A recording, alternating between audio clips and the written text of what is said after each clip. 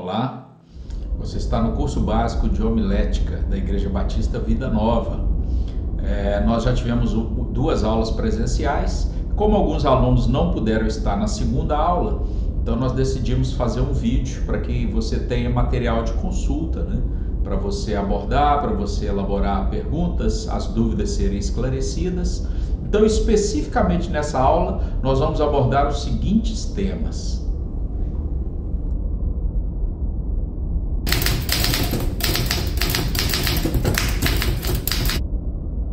O ato de se comunicar, a comunicação, ela é uma característica de todas as comunidades, de todos os seres humanos, e através da comunicação nós transmitimos valores, nós transmitimos cultura, nós transmitimos religião, conhecimentos. Tudo isso é transmitido através da comunicação. A comunicação também é responsável pelas relações humanas, pelas interações humanas. Então nós podemos perceber que, por exemplo, no cenário político, aquele que tem o melhor discurso, aquele que tem o melhor poder de convencimento, ele tem uma capacidade de se eleger, assim como alguns que se perdem no discurso têm a capacidade de não serem eleitos. Para as questões profissionais também, né, aquele que tem uma boa comunicação, ele tem uma capacidade profissional maior, e por mais que a pessoa seja inteligente, mas se ele não tem uma capacidade comunicativa, ele vai ficar para trás, ele vai sair no prejuízo. Essa capacidade comunicativa está presente também até nas questões relacionadas aí ao relacionamento homem-mulher. Então isso demanda aí uma série de atividades do ser humano. Por isso a gente entende a importância da comunicação. E nós vamos abordar, aliás, a comunicação a partir de pelo menos 3 vertentes, que seria a retórica, a oratória e a homilia. Lembrando que a comunicação é muito mais do que isso. A comunicação ela pode se dar através de símbolos. Então, por exemplo, você chegou num cruzamento e você vê uma placa em formato de losango, vermelha, escrito pare. Aquilo te comunica que você tem que parar. Está escrito pare. Mas se você chegar numa outra esquina e tiver uma placa em formato de um triângulo, sem nada escrito, você também sabe que tem que parar, você tem que dar preferência para o outro. Então há uma linguagem verbal, uma comunicação verbal, há também uma comunicação não verbal, através de símbolos ou signos, né? Coisas que estão na cultura, expressões da cultura, e há uma linguagem também que ela é corporal, uma linguagem que quando a gente fala, a gente gesticula, né? Sempre que a gente está comunicando, a gente usa gestos. Gestos são utilizados para ofender, ou gestos são utilizados para acolher. Então a comunicação humana ela é muito ampla, ela tem muitas frentes, ela tem uma importância ímpar para os discursos religiosos, para os discursos jurídicos, para a poesia, para as artes em geral, mesmo as músicas, né? Há um discurso, as letras das músicas elas são a elaboração de um discurso. Então nós vamos abordar um pouco mais, de um modo um pouco mais profundo no próximo ponto.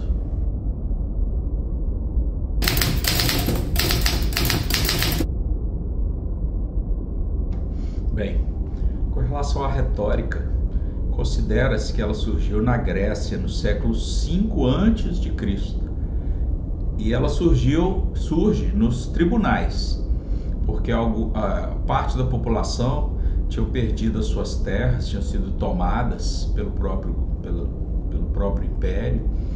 Então eles recorreram aos advogados, que faziam uma defesa, sustentavam oralmente as razões dos seus clientes nos tribunais, através de argumentação, discurso argumentativo. Então era uma defesa.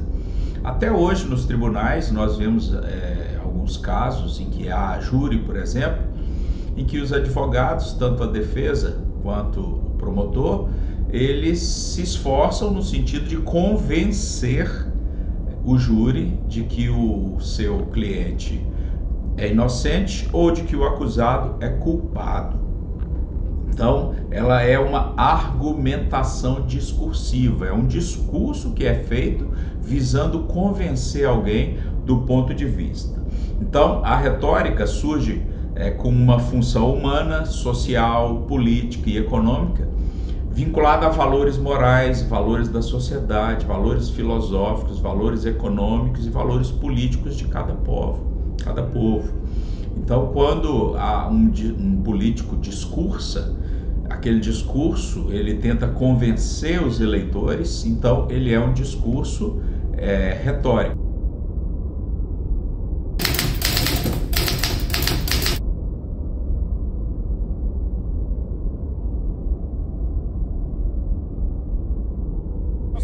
I have a dream that one day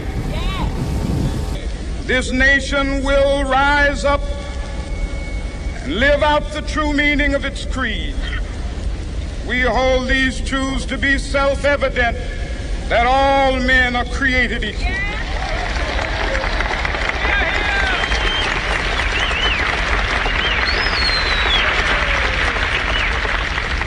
I have a dream that one day on the red hills of Georgia, the sons of former slaves and the sons of former slave owners will be able to sit down together at the table of brotherhood. I have a dream that one day, even the state of Mississippi, a state sweltering with the heat of injustice, sweltering with the heat of oppression, will be transformed into an oasis of freedom and justice. I have a dream that my 4 little children will one day live in a nation where they will not be judged by the color of their skin, but by the content of their character. I have a dream today.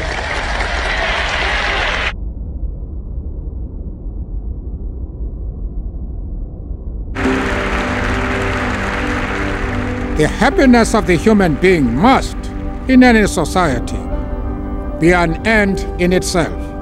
The empowerment of the ordinary people of our world freely to determine their destiny, unhindered by tyrants and dictators, is at the very heart of the reason for the existence of this organization.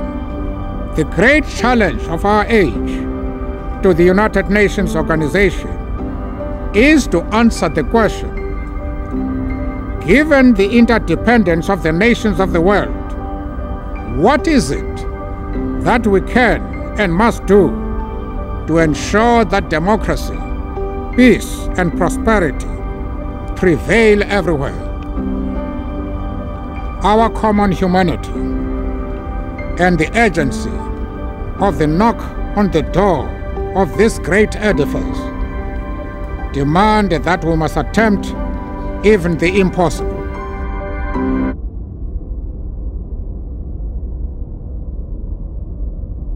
Wir sind doch wieder ein so anständiges Volk geworden. Wir sind doch jetzt wieder ein so fleißiges und tatkräftiges Volk geworden. Was schaffen wir jetzt nicht wieder in Deutschland?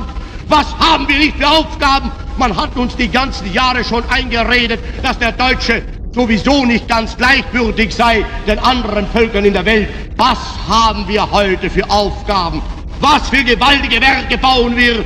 Wir bauen heute die schönsten Straßen, gewaltige Anlagen, industrielle Art, neue Erfindungen haben wir gemacht, ungeheure Wohnhauskolonien, sie werden entstehen und sind bereits entstanden. Was wird nicht überall gearbeitet auf allen Gebieten? Wir haben bewiesen in diesen 3 Jahren, dass wir ein Volk sind, das bestehen kann vor den anderen. Und darum bitte ich dich nun, deutsches Volk, darüber gib nun dein Urteil ab.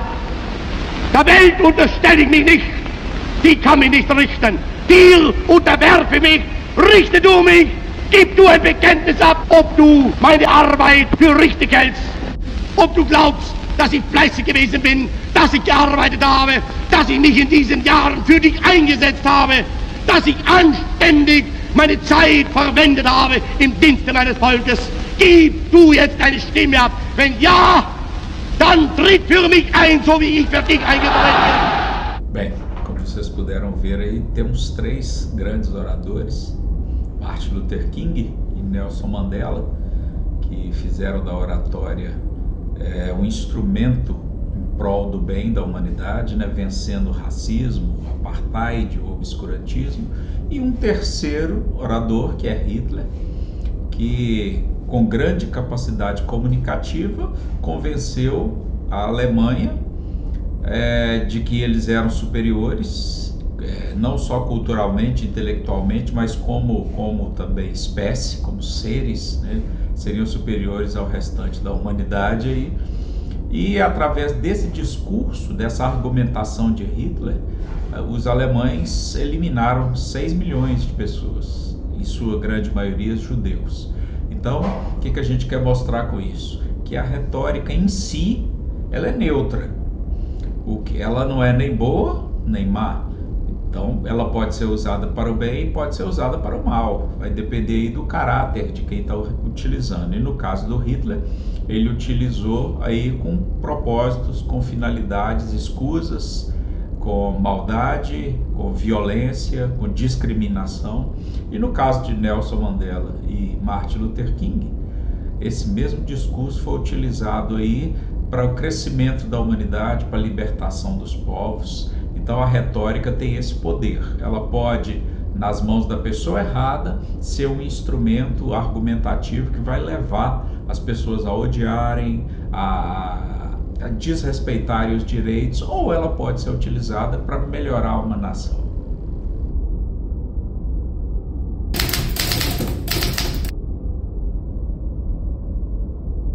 Nós vamos abordar a questão da oratória. A oratória visa informar, influenciar ou entreter os ouvintes. Não sabemos ao certo aí a origem da oratória, tendo em vista que há registros de milhares de anos atrás no Egito, Babilônia e outras regiões sobre o desenvolvimento da oratória. No entanto, é consenso que foi na Grécia que a oratória se desenvolveu, através do teatro, de outras manifestações artísticas, de poesia, de tragédia e outras formas artísticas que os gregos cultuavam. A principal diferença entre a retórica e a oratória é que a retórica é baseada na persuasão e a oratória ela é baseada na eloquência daquele que está discursando. Então, obviamente, em todo discurso retórico você vai ter oratória. E na prática da oratória você tem determinado recurso retórico também. Então, ela é um conjunto de regras e técnicas adequadas para produzir e apresentar um discurso. Então, a oratória tem uma seguinte estrutura. Ela tem uma seguinte forma. Primeiro, a palavra escrita, que é o texto que vai ser verbalizado. Segundo, é a voz, é a comunicação verbal daquele texto, que envolve as questões de comunicação verbal do orador, tonação, volume, timbre, velocidade da fala e pausa. E também, terceiro aspecto, é da linguagem corporal, da linguagem não verbal, gestos, expressões faciais, posturas, movimentos, vestes, cortes de cabelo e por aí vai. Então, a oratória está muito mais ligada à questão da arte, de uma apresentação artística do discurso, do que do convencimento, como acontece, né, na retórica. Então, vamos ver aí alguns exemplos da nossa cultura aí brasileira, da oratória.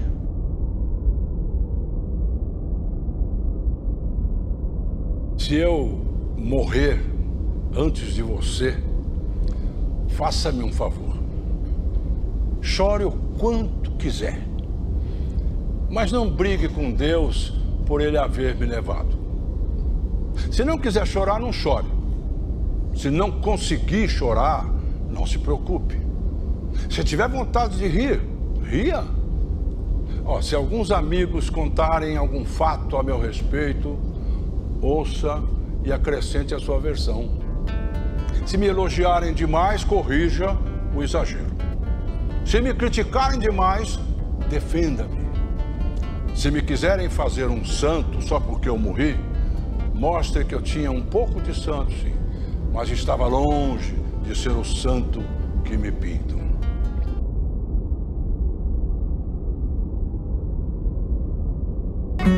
Na seca inclemente, no nosso Nordeste, o sol é mais quente e o céu mais azul. E o povo, se achando sem pão e sem veste, viaja à procura das terras do sul. De nuvem no espaço não há um farrapo, se acaba a esperança da gente roceira.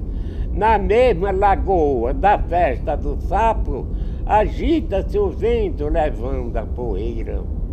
A grama no campo não nasce, não cresce. Outrora este campo tão verde e tão rico, agora é tão quente que até nos parece um forno queimando madeira de angico. Na copa redonda de algum juazeiro, a aguda cigarra seu canto desata, e a linda araponga que chamam ferreiro, martela o seu ferro por dentro da mata. Então percebe-se que a oratória está ligada aí às questões artísticas, à transmissão de conhecimento também, à transmissão de informações, também as questões do entretenimento. Podemos considerar que o moderno stand-up se baseia aí também nos métodos de oratória. E a oratória é também um conjunto de regras, de normas e de técnicas adequadas para produzir e apresentar um discurso. Sendo assim, ela tem uma forma tríplice. Primeiro, ela inicia na palavra escrita, no uso da palavra escrita, no ritmo das palavras, na poesia envolvida, na rima envolvida, na geografia envolvida, aí no relevo envolvido aí da prática da escrita, inclusive considerando isso aí a pausa também na escrita. E a segunda estrutura é da comunicação verbal, é a expressão que o artista dá ao texto escrito. Então, a entonação de voz, o volume de voz, o timbre, a velocidade da fala e a questão da pausa também durante a pronúncia. Então a gente percebe que tem pessoas que vão falar de um modo mais cantado, tem pessoas que vão falar de um modo mais sério, e tudo são técnicas de oratória que você utiliza conforme aquilo que você quer transmitir. Se você quer emocionar, você vai utilizar uma técnica. Se você quer informar, você vai utilizar outra técnica. Se você quer entreter, divertir, você vai utilizar outra técnica, tá ok?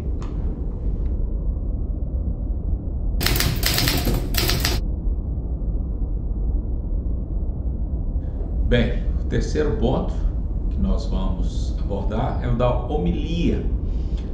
Apesar da homilia ter uma intenção de convencimento e de ser estruturada em técnicas de oratória, o termo homilia ele se consolidou para conceituar os discursos religiosos. Então ele é utilizado para conceituar os discursos religiosos.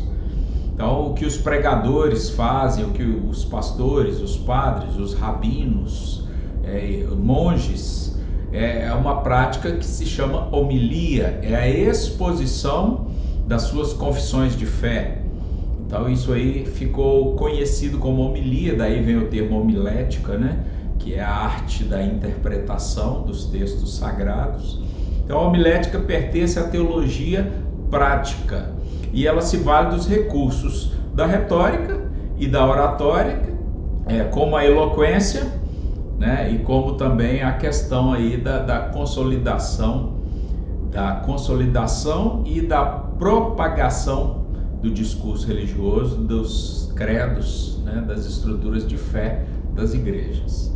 Vamos ver alguns exemplos.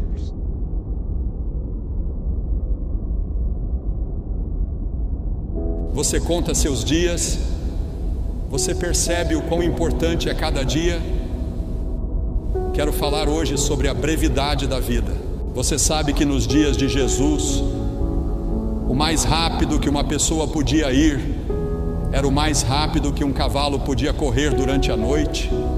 Isso aconteceu até 1830, quando desenvolvemos um motor mais rápido que um cavalo. Você sabe que inventamos muitas coisas modernas para economizar tempo e temos menos tempo do que nunca. Temos muito menos tempo agora do que meu pai e minha mãe tinham na época dos cavalos e das charretes. Temos automóveis e aviões velozes e corremos de um lugar para outro como loucos. O tempo está nos desmoronando. Quanto tempo mais temos? Mas Deus e a eternidade durarão para sempre. No entanto, nesta terra somos como uma sombra que está declinando. Desde o momento em que nascemos, estamos todos caminhando em direção à morte física. Para que você usa o seu tempo?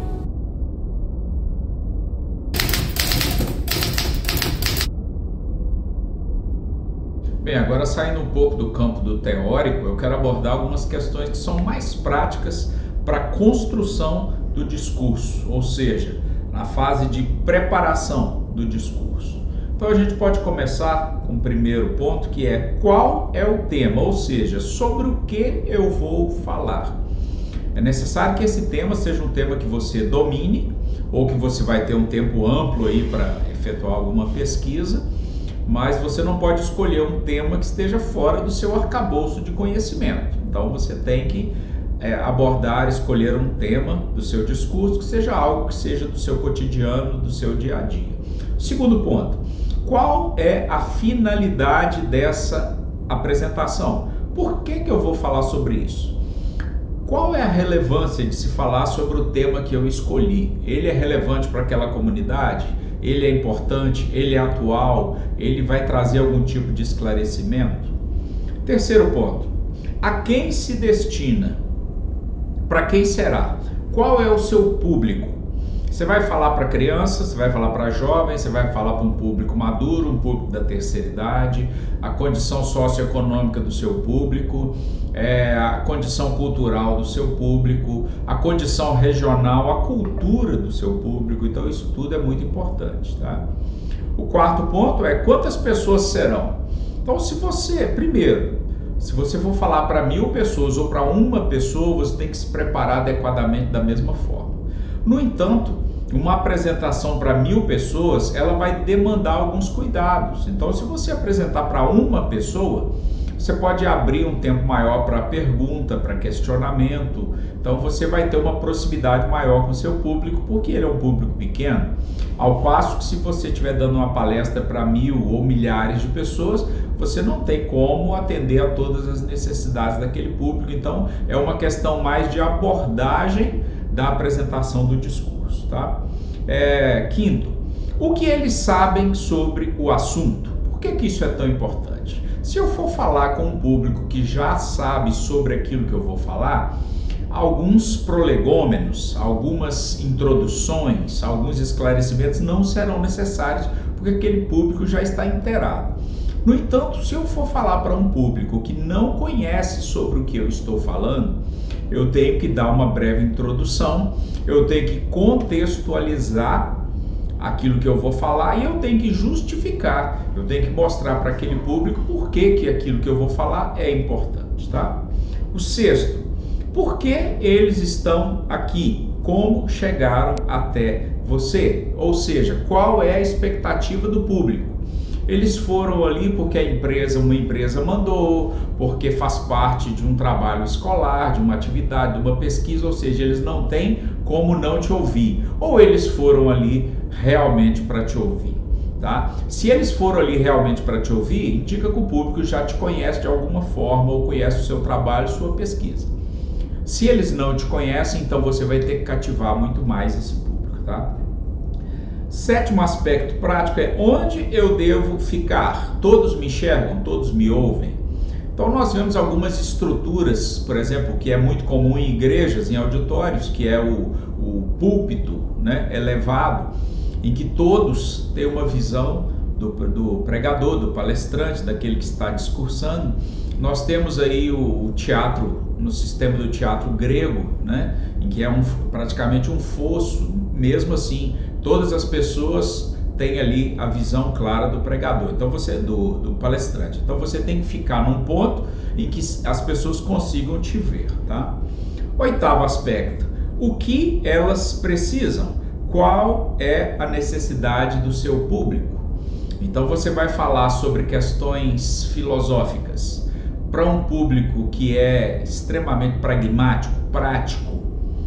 Você vai falar, pelo contrário, de coisas práticas para um público que é voltado à área de humanas, que é voltado aí ao diálogo, a abstrações. Então você tem que conhecer o seu público para saber do que eles precisam, o que eles querem ouvir. O nono ponto: que necessidades específicas eu devo tratar? Eu parto do princípio que todo discurso, toda pregação, toda mensagem, toda apresentação tem que ter um problema central que você quer resolver. Então, qual a necessidade? Qual o problema? O que o meu discurso vai contribuir para resolver determinado tipo de problema, tá? 10º aspecto: o que os ouvintes esperam aprender ou ouvir de mim? Será que eu sou capaz, eu estou preparado para trazer para eles um conteúdo, que esse conteúdo seja substancial, que esse conteúdo seja bem concreto, que ele vá contribuir para o conhecimento das pessoas, para o dia a dia, para a vida, para a profissão, né? Para o nível intelectual das pessoas? Eu tenho que fazer essa pergunta até mesmo para mim, né? 11º ponto é: quanto tempo dura a exposição? Por que eu estou falando isso? Porque nenhuma palestra boa, nenhuma pregação boa, nenhuma oratória boa sobrevive ao relógio. Então é preferível que as pessoas se sintam que queriam ter mais do que as pessoas não estarem te aguentando mais, tá? Então, limite. Se for uma pregação, limite a 40, 50 minutos no máximo. Se for uma aula, que seja 2 aulas de 50 minutos com um intervalo. Então, se for uma apresentação artística, que ela também não exceda um tempo em que as pessoas se sintam cansadas de te ouvir, tá? Em que elas vão ter uma fadiga temática. E outro ponto, 12º e último ponto é: com que recursos eu conto? Eu vou dar uma palestra, eu tenho um data show, eu tenho um computador, eu tenho um iPad, um tablet, ou eu só dependo de papel? Ou essa apresentação será num campo aberto?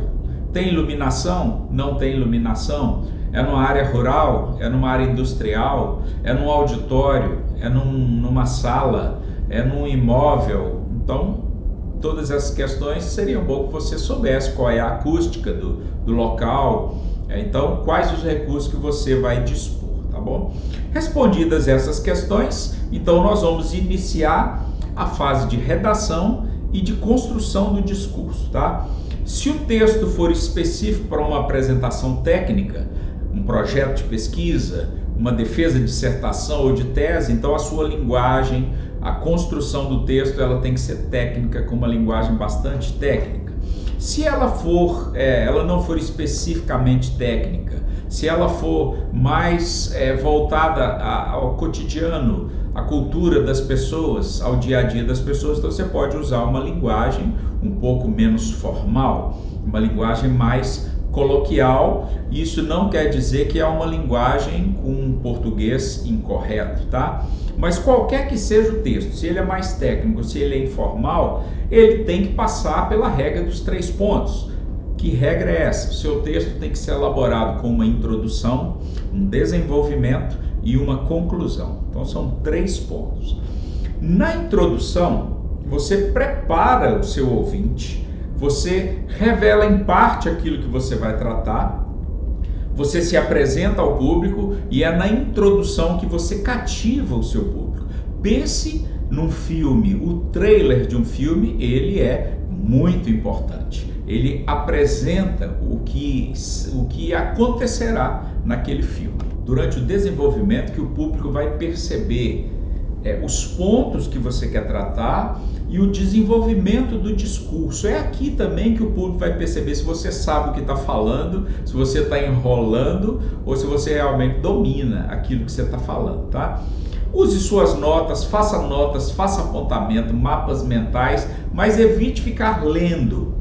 O ideal é que você leia tanto o seu material antes de apresentar que você não dependa muito da sua fonte escrita, tá? Então use notas, mas evite ficar lendo. Mantenha a linguagem clara, acessível e atraente através de frases curtas, frases ritmadas. Faça transições lógicas entre um tema, entre um ponto e o outro. Não utilize linguagem assimétrica. O que é linguagem assimétrica? É aquela linguagem que não corresponde à linguagem que o seu público está acostumado.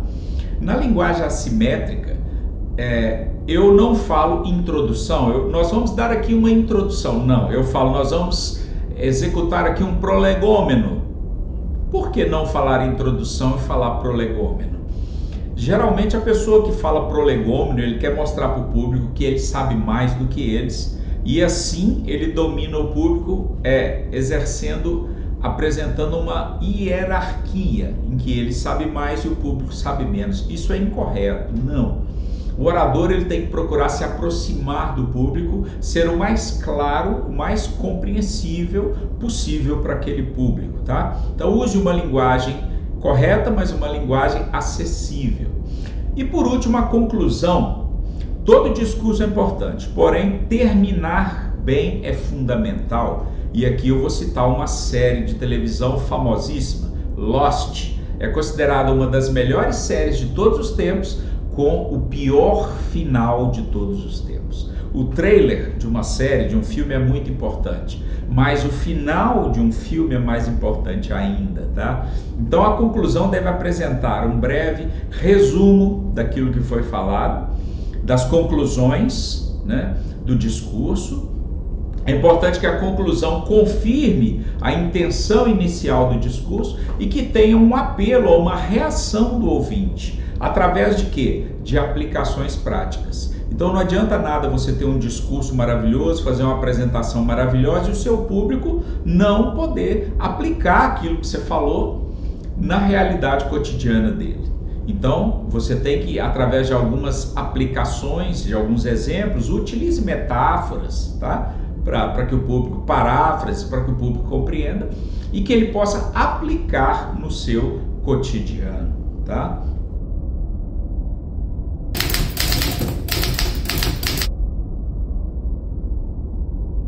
Bem, eu apresento agora para vocês 10 dicas para a construção do discurso. E essas dicas, elas são muito importantes e ainda que você não observe todas, pelo menos algumas é bom que você observe antes de formular, antes de apresentar o seu discurso, tá? Primeira delas, pesquise bastante sobre o tema, evite construir um discurso com apenas um autor, apenas uma fonte ou apenas da sua cabeça, tá? Então pesquise bastante, faça fichamentos contendo as principais teorias, olhe autores que pensam de modo contrário ao seu, que discordem dos seus posicionamentos, leia-os também, tá? Isso é importante para que o seu tema, o seu discurso, ele seja bem robusto, bem substancial. Segunda dica, estude temas correlatos. Por quê? Na apresentação de um tema, geralmente outros temas que são correlatos vão surgir. Então, por exemplo, se eu estiver fazendo um discurso sobre um posicionamento, um pensamento platônico, de Platão, necessariamente eu preciso conhecer a fonte do mestre de Platão, que é Sócrates, e preciso conhecer o pensamento do discípulo de Platão, que é Aristóteles. Então, por quê? Porque vão surgir perguntas que convergem ou para o mestre ou para o discípulo de Platão. Então, você vai falar sobre um tema, pense que as pessoas vão fazer perguntas de temas que são correlatos. Então, por exemplo, se você vai fazer um discurso, uma pregação sobre salvação, você vai ter que saber alguma coisa sobre calvinismo e alguma coisa sobre arminianismo, porque esses dois temas são correlatos aí ao tema da salvação, tá ok? Terceira dica, planeje o discurso. Antes de iniciar a redação do discurso, Faça um esquema, um esboço, um resumo, planeje. Se eu falar sobre isso, é importante em seguida eu falar sobre o quê? Se eu falar sobre esses 3 temas, como que eu vou concluir? Qual introdução seria satisfatória para esse discurso? Então planeje bem o seu discurso, faça perguntas para você mesmo. Sempre que você elaborar alguma proposição, alguma afirmação, pense em perguntas contrárias, em posicionamentos contrários e como você os responderia. O 4, seja coerente. Seu discurso deve representar o que você pesquisou e a compreensão que você obteve do assunto. Não quer dizer que você esteja correto, mas que você seja coerente com aquilo que você sabe, com aquilo que você pesquisou, com aquilo que você está procurando apresentar. Na medida do possível, evite polêmica. Procure não contrariar, mas também nem ser compassivo demais com o seu público. Então tenha um posicionamento e saiba justificar o seu posicionamento. Eu penso dessa forma. Por que eu penso dessa forma? Tá ok? A 5ª dica: escreva em blocos. Uma vez que você fez um esboço, ou se você ainda não tem o esboço, digamos que você pensou numa conclusão para um discurso, mas você não tem a introdução e você não tem o desenvolvimento. Bem, eu quero te dizer que às vezes é melhor que a introdução seja a última coisa a ser escrita.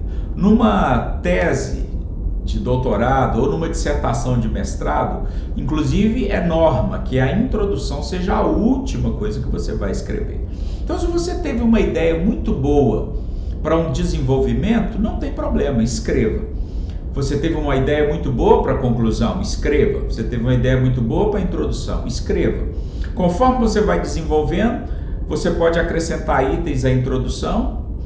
Ao escrever a introdução, você pode pensar novos itens para a conclusão. Então escreva em blocos, não há necessidade rígida de iniciar pela introdução, passar pelo desenvolvimento e depois pela conclusão. A 6ª dica: seja original, seja você mesmo. Você nunca vai ter sucesso imitando Mário Sérgio Cortella, Leandro Carnal, Clóvis de Barros. Não, seja você mesmo. Originalidade nesse mundo de cópias que a gente vive vale ouro, tá? Então o seu discurso tem que ser interessante para o público, tem que ser original. Se você for fazer brincadeiras durante a apresentação, que sejam as suas, piadinhas que sejam as suas, cacuetes que sejam os seus, tá? Então que tudo seja original no seu discurso, não copie ninguém. 7ª dica: seja simples. Cuidado com a linguagem assimétrica. Não tem por que você utilizar uma linguagem assimétrica se o seu público não vai compreender o que você está falando. A intenção de um discurso, de uma apresentação, não é demonstrar conhecimento, é compartilhar conhecimento. Então, se você consegue ter a habilidade de apresentar ideias complexas numa linguagem simples, certamente você vai alcançar o seu objetivo e o público vai crescer com aquilo que você está apresentando para eles, tá? 8ª dica: seja metódico. Leia, releia o seu discurso, reveja pontos polêmicos ou complexos. Se necessário, refaça toda a redação, mas seja metódico, tenha um método, uma forma de trabalhar. Não faça as coisas de qualquer forma. Tenha métodos, tenha procedimentos, tenha comportamentos, tenha metodologias. Você inicia de uma forma, desenvolva, conclua seguindo aquela conclusão, faça um encadeamento lógico daquilo que você está escrevendo, que os pontos estejam interligados, que haja um problema, que haja uma hipótese, que você crie hipóteses para resolver esse problema, que você justifique o porquê, a necessidade de resolver esses problemas e que você aplique essas hipóteses na vida, no cotidiano das pessoas, tá? O 9º aspecto é ensaio. Ensaio. Depois que você tiver confeccionado todo o seu discurso, sua mensagem, sua pregação, sua dissertação, sua tese, vá para o espelho ou vá para frente da sua família e apresente como se você estivesse diante de uma banca, diante de uma igreja, diante de um conselho, diante de um público e treine, e treine, e treine. Faça treinamento, tá? Repita, leia, marque palavras-chave, coloque asteriscos no seu discurso, coloque lembretes, mapas mentais, tá? Então, decore pelo menos o seu esboço, tem que estar na sua cabeça, porque você pode fazer um trabalho maravilhoso, mas o data show pode estragar, seu iPad pode queimar, suas folhas você pode perder, se isso não estiver aqui, tá? Então é um exercício mnemônico, né? Um exercício de memória. Então você precisa estar com o seu discurso, pelo menos o esboço dele, dentro da sua cabeça, para você não precisar improvisar e fugir da temática, tá? E a 10ª e última dica é que você deve prestar atenção nas críticas. O crítico não é necessariamente inimigo do orador. O hater é. O lacrador é, mas esses aí eles merecem o nosso menosprezo. Eu estou falando de pessoas que gostam de você e que com sua crítica elas vão te ajudar a melhorar, tá? Eu já parto do princípio que toda crítica é destrutiva. Não vem com esse negócio de crítica construtiva, não. Destruir é que não é necessariamente bom, nem é necessariamente ruim. Se a sua parede está caindo, terminar de derrubar essa parede é bom. Se a sua parede está boa, destruir essa parede é ruim. Então se atente aos críticos, principalmente aqueles que estão mais próximos de você. Leia o seu trabalho, o seu discurso, sua pesquisa para sua esposa, para o seu marido, para sua mãe, para os seus filhos. Tente explicar, veja se eles vão compreender, se não há pontos ali em que você não está sendo claro. Se as pessoas que te amam não gostarem do seu discurso, não compreenderem o seu discurso, as pessoas que nem te conhecem ou que te odeiam não vão gostar também. Então preste atenção se a crítica não contribui para o seu desenvolvimento, tá? Tá ok? Então são essas dicas aí e por enquanto nós ficamos apenas nessa temática aí. Boa aula, bom proveito e bons discursos para vocês.